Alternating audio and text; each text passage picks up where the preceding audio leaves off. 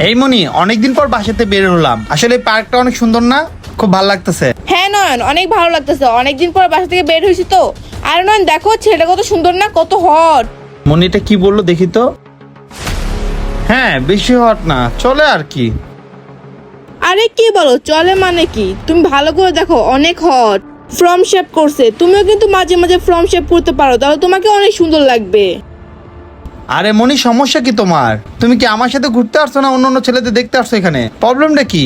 আরে নয়ন, এখানে রাগ করার কি আছে? আমি তো তেমন কিছু বলি নাই। আর তুমি খুব ভালো করে জানো, আমার চোখে যাকে ভালো লাগে আমি তার প্রশংসা করি, আর যাকে ভালো লাগে না তার নামে আমি বদনাম করি। এখানে রাগ করার কিছু নাই তো নয়ন। থাক, বাইরে আসতে রাগ করার দরকার নেই।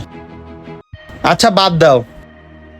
ওয়াও, এত হট একটা ছেলে, পুরোই দারুণ, পুরাই হ্যান্ডসাম। আর নয়ন, আজকে ভালো হয়েছে বাসায় বসে না থেকে তোমার সাথে আমি এখানে ঘুরতে আসছি।